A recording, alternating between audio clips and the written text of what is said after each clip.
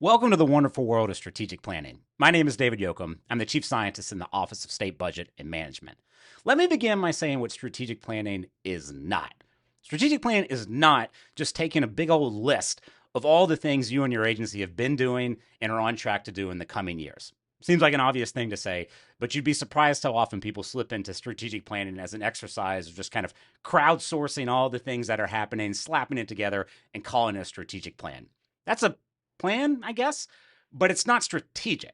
To be strategic means using this as a moment to really reflect very deeply on, first, what is it that your mission is fundamentally charged with doing for the state? What's your core reason for being? Has that recently changed because of legislation or any kind of shift of policy? And then once you know that, it's an exercise of reflection on how you can uniquely deliver on that mission, both looking backwards, retrospectively. What are the things you have been doing? And what do you know about how well they've been working or maybe not been working and why? This is where looking at your prior strategic plans, any recent evaluations of programs you've maybe had, other kinds of feedback you have from your staff, from partners in the state and others, they can sort of speak to whether the things you've been doing have been working well. And for those places where they haven't been, that's going to always happen. What are the adjustments you should make going forward?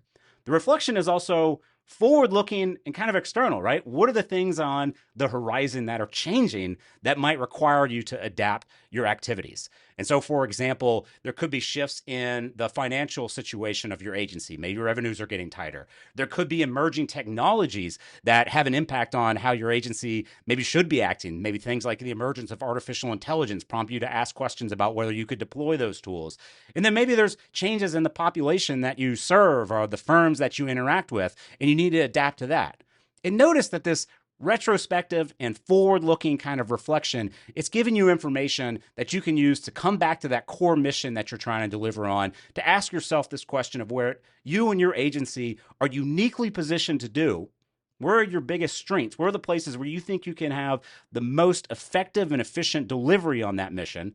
And simultaneously, where do you have emerging risks that maybe you need to have a plan for how to address? And all of that together informs fundamentally decisions about how you and your agency are going to allocate scarce resources, scarce staff, scarce time. So the strategic planning process, the whole reason for it is to drive that decision making.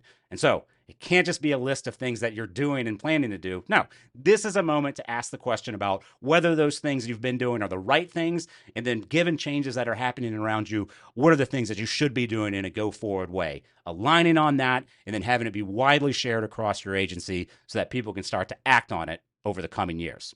All right, so with that, let's get into it.